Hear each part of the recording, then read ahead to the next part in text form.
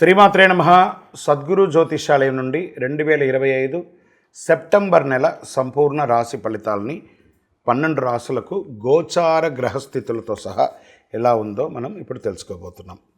ఈ యొక్క రాశి ఫలితాలన్నీ కూడాను గోచార స్థితిలో ఉంటుంది కాబట్టి మీ యొక్క వ్యక్తిగత జాతకానికి ఒక 30% మాత్రమే వర్తిస్తుంది. మీ యొక్క సంపూర్ణ జాతకం, మీ యొక్క జాతకం తెలుసుకోవాలనుకుంటే మీ యొక్క date of birth, time of బర్త్తో మీ పరిసర ప్రాంతాల్లో ఉన్నటువంటి గురువులను సంప్రదించి మీ జాతకం తెలుసుకోండి. మరి ఈ జాతకం ఈ నెల రాశి ఫలితాలు ఎలా ఉంది అని ఎందుకు తెలుసుకోవాలని చాలామందికి ఒక క్యూరియాసిటీ. నాకు ఈ నెల వ్యాపారం ఎలా ఉంటుంది, ఉద్యోగం ఎలా ఉంటుంది, నాకు చదువు ఎగ్జామ్ రాస్తున్నాను ఎలా ఉంటుంది, నాకు విదేశాలకు వెళ్ళాలి, నాకు వీసా ఉందా, లేకపోతే నాకు రాజకీయంగా ఎలా ఉంది, ఏదో రకమైనటువంటి ప్రశ్నలు. ఇవన్నిటికీ కూడాను అన్ని వర్గాల వారిని దృష్టిలో పెట్టుకొని మనం విశదీకరించి మనం చెప్పబోతున్నాం. ఇందులో మళ్ళీ జ్యోతిష్యం అనేది చాలామంది పాజిటివ్గా తీసుకుంటూ ఉంటారు, నెగిటివ్ కామెంట్స్ కూడా పెడుతుంటారు. వాళ్ళకి కూడా ఒక చిన్న సూచన అండి. దీన్ని చక్కగా మీకు ఉపయోగపడుతుంది. నేను అందుకే చెప్తున్నాను, మీ వ్యక్తిగతంగా 30% మాత్రమే వర్తిస్తుంది. మీ యొక్క వ్యక్తిగత జాతకం వల్లనే సంపూర్ణంగా ఉంటుంది అంటారు. రైట్. కావలసిన వారు మమ్మల్ని సంప్రదించండి, లేదా మీ పరిసర ప్రాంతాల్లో ఉన్నవారిని సంప్రదించండి. ఇక్కడ జ్యోతిష్యం అడిగేటప్పుడు మళ్ళీ చెప్తున్నాను, జ్యోతిష్యం పడుతున్న వర్షానికి ఒక గొడుగు మాత్రమే, కానీ జ్యోతిష్యం జీవితం కాదు. మీరు మిమ్మల్ని నమ్మండి, మీ దైవాన్ని నమ్మండి. శరణమయ్యప్ప. జ్యోతిషాస్త్రరీత్యా ద్వాదశ రాశుల్లో 2వ రాశి అయినటువంటి వృషభ రాశి మిత్రులారా, మీరు కృతికా నక్షత్రం 2, 3, 4 పాదములు, రోహిణీ నక్షత్రం 1, 2, 3, 4 పాదములు, మృగశిర నక్షత్రం 1, 2 పాదాలు జన్మించిన మీరు వృషభ రాశి వారిగా పరిగణించబడుతున్నారు. ఈ సెప్టెంబర్ 2025 నెల మీకు శుభాశుభ ఫలితాలు ఎలా ఉన్నాయనంటే, గ్రహ సంచారం ఎలా ఉందంటే, సూర్యుడు సింహరాశిలో ఉంటూ కన్యా రాశిలో సెప్టెంబర్ 17 తర్వాత ఉంటున్నారు. బుధుడు కన్యలో బలంగా ఉన్నారు, శుక్రుడు సింహంలో బలంగా ఉన్నారు, కుజుడు కర్కాటక రాశిలోను, గురుడు మిథునంలోను, శని వక్రీకరించి కుంభంలోను, రాహుకేతు మీన కన్యలలో ఉన్నారు. ఈ యొక్క గ్రహాల యొక్క ఫలితాలు తీసుకుంటే కుటుంబ ఆస్తి సంబంధించిన విషయాలు, విద్యా వాణిజ్య లాభం, దాంపత్యంలో చిన్న చిన్న వాదనలు శ్రేయస్సు, వ్యాపారంలో భాగస్వామ్యంలో సవాలు, ఆర్థిక లాభం, కెరియర్ ఆలస్యాలు, స్నేహితుల భాగస్వామ్యంలో ఇవన్నీ కూడా ఉన్నాయి. మరి వ్యాపారం వారికి ఎలా ఉంటుందంటే, కొత్త పెట్టుబడులు వస్తాయి. రియల్ ఎస్టేట్, కట్టడం, బిల్డింగ్ మెటీరియల్స్ వ్యాపారులకి చాలా లాభంగా ఉంటుందని చెప్పచ్చు. ప్రైవేట్ ఉద్యోగాలకి అనేటప్పటికీ ఐటీ, నాన్ ఐటీ కొత్త ప్రాజెక్టులు వస్తాయి, కానీ డెడ్ లైన్స్ కూడా ఉంటుంది, స్ట్రెస్ కూడా ఉంటుంది, ఒత్తిడి కూడా ఉంటుంది. చాలా జాగ్రత్త. మరి ప్రభుత్వ ఉద్యోగాలకి మీరు కోరుకున్నటువంటి ట్రాన్స్ఫర్స్ కానీ, ఇంక్రిమెంట్స్ కానీ ఇవన్నీ కూడా వచ్చే అవకాశాలు బాగా ఉన్నాయి. ఇంకా డాక్టర్స్, న్యాయవాదులు, పోలీసు, రక్షణ రంగం వారికి ప్రతిష్ట కలిగే ఒక పెద్ద పేరు వస్తుంది. కొత్త బాధ్యతలు కూడా వచ్చే అవకాశాలు ఉన్నది. మరి ఫైనాన్స్, బ్యాంకింగ్ సెక్టర్ వాళ్ళకి కొత్త ప్రాజెక్టులు లాభం వచ్చే అవకాశాలు ఉన్నాయి. వ్యవసాయదారులకి, కృషి చేసే వాళ్ళకి పంటలో వర్షపాతం అనుకూలంగా ఉంటుంది. షేర్ మార్కెట్ మిశ్రమ ఫలితాన్ని ఇస్తుంది అని కూడా చెప్పచ్చు. మరి కుటుంబ సభ్యులలోకి వచ్చేటప్పటికీ ఒకరికొకరి పట్ల బంధం పెరుగుతుంది, ప్రేమ పెరుగుతుంది. శుక్ర ప్రభావం వల్ల కాస్త వాదన రావచ్చు, జాగ్రత్తగా ఉండి. మరి సంతాన విషయంలో చదువులో మంచి ఫలితాలు పొందుతారు. అన్నదమ్ములు, అక్కచెల్లో ఆస్తి విభజనలో కాస్త జాగ్రత్త, కాస్త ఆట విడుపు ఉండండి. మన రక్త సంబంధికులే కదా అని చెప్పి వదలండి. స్త్రీలు కాస్త ఆరోగ్యం పట్ల జాగ్రత్త, కుటుంబ సౌఖ్యం చక్కగా ఉంటుంది. విద్యార్థులకి పోటీ పరీక్షల్లో మంచి విజయాలు పొందుతారు. విదేశీయ విద్యార్థులకి అవకాశం ఉంటాయి, కానీ వీసా ఆలస్యంగా వచ్చే అవకాశాలు ఉన్నాయి. విదేశాల్లో నివసిస్తున్నటువంటి ఉద్యోగస్తులు కానీ, విద్యార్థులు కానీ కాస్త మాస ప్రారంభంలో కొంచెం ఇబ్బంది ఉన్న మాస ద్వితీయంలో చక్కబడతారు. తర్వాత క్రీడాకారులకు ఎలా ఉంటుందంటే, క్రీడాకారులకు ప్రతిష్ట పొందే అవకాశాలు, జాతీయ అంతర్జాతీయ క్రీడల్లో పాల్గొనే అవకాశాలు ఉన్నాయి. కళాకారులకి మంచి అవకాశాలు రాబోతున్నాయని చెప్పచ్చు. Media, cinema, printing, electronic media వరకు మంచి లాభం అని కూడా చెప్పచ్చు. ఇండస్ట్రీస్ వాళ్ళకి ఇది ఒక మంచి సమయం అని కూడా చెప్పచ్చు. ఆరోగ్యపరంగా జీర్ణ సంబంధిత సమస్యలు, కంటి సమస్యలు, కాస్త షుగర్, బీపీ ఉన్న వాళ్ళు కాస్త జాగ్రత్తగా ఉండాలి.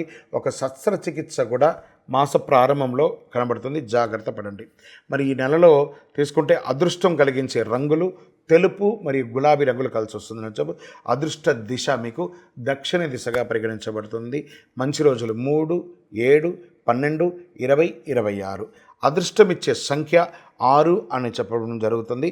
చంద్రాష్టమం ఈ నెల 14వ తారీఖు నుండి 15వ తారీఖు వరకు చంద్రాష్టం ఉంటుంది. ఈ 2 రోజులు చాలా జాగ్రత్తగా మీరు సంతకం పెట్టేటప్పుడు కానీ, ఇతరులతో మాట్లాడేటప్పుడు కానీ, వాహనం నడిపేటప్పుడు కానీ జాగ్రత్తగా ఉండండి.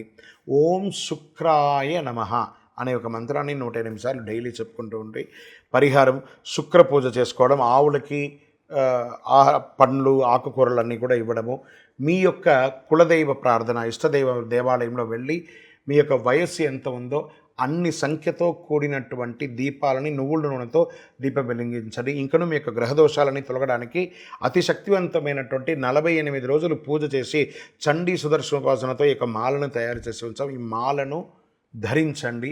ఆరోగ్యంగా ఉండండి, ఐశ్వర్యంగా ఉండండి, సంతోషంగా ఉండండి. విజయోస్తు. ఈ సంవత్సరం 2025 సెప్టెంబర్ 7వ తారీఖున సంపూర్ణ చంద్రగ్రహణం వచ్చింది. మరి ఈ యొక్క చంద్రగ్రహణ సమయంలో మనం ఏం చేయాలి, చేయకూడదు, ఈ చంద్రగ్రహణం అంటే ఏంటి, ఏ రాశి మీద వచ్చింది, ఏ విధమైనటువంటి ఫలితాలు ఉంటాయి, ఏ విధమైనటువంటి పరిహారాలు చేసుకోవాలో ముందు మనం చంద్రగ్రహణం గురించి తెలుసుకుంటాం. చంద్రగ్రహణం అంటే ఏంటి, అసలు వైదిక జ్యోతిష్ శాస్త్రంలో దీని గురించి ఏం చెప్పారు, ఖగోళ శాస్త్రంలో ఏం చెప్పారు.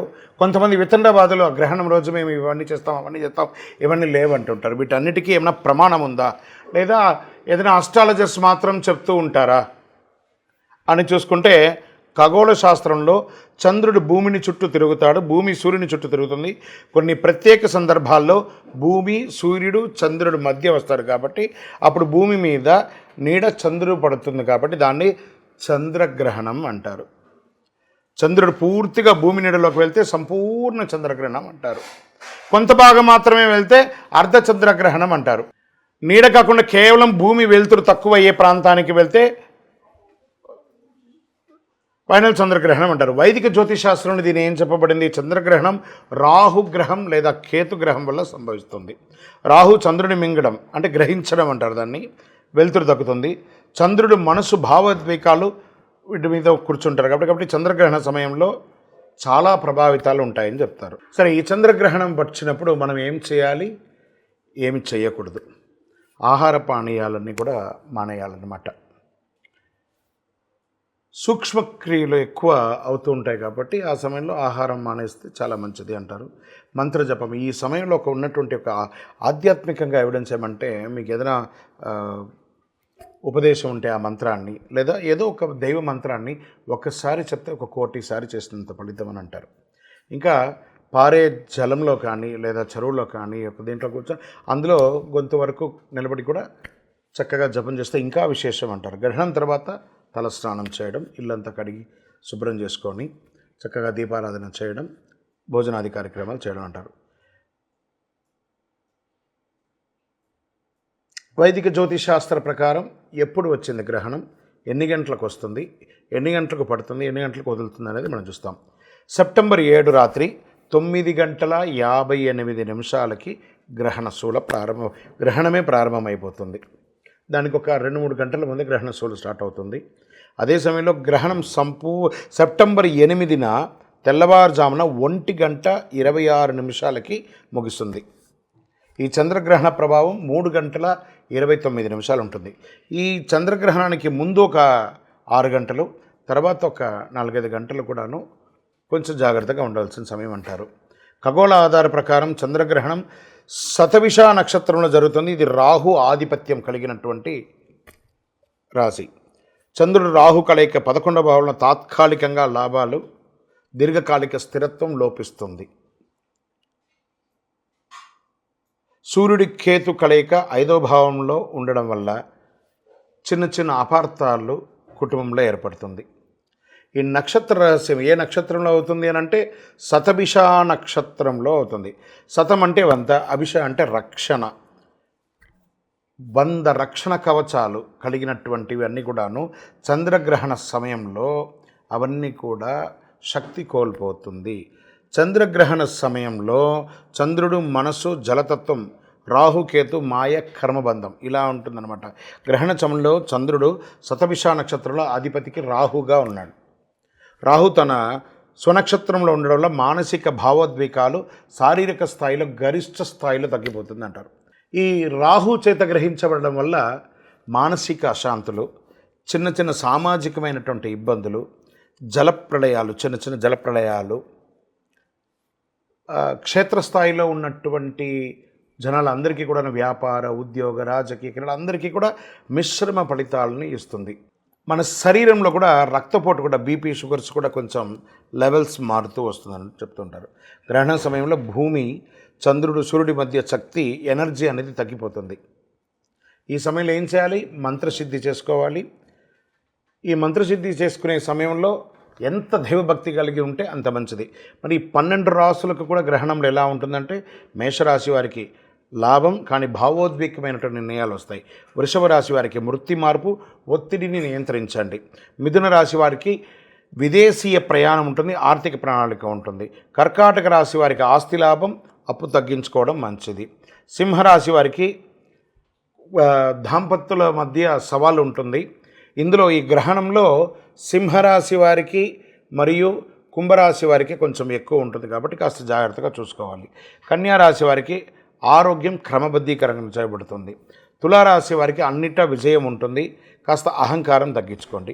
వృశ్చిక రాశి వారికి కుటుంబ సమస్యలన్నీ పరిష్కారం అవుతుంది, భావోద్వేగమైనటువంటి నిర్ణయాలు తీసుకుంటారు.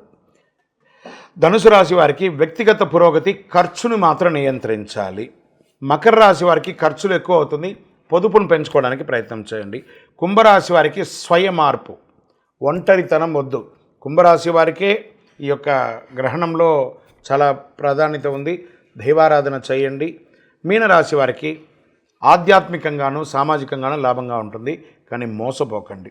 ఇవన్నీ కూడా చేయడానికి పరిహారాలు చక్కగా మీ యొక్క కులదైవాన్ని, మీ ఇష్టదైవాన్ని తలస్నానం అయిన తర్వాత గ్రహణ అనంతరం మీ యొక్క వయస్సు ఎంత ఉందో అన్ని దీపాలు వెలిగించి దైవారాధన చేయండి.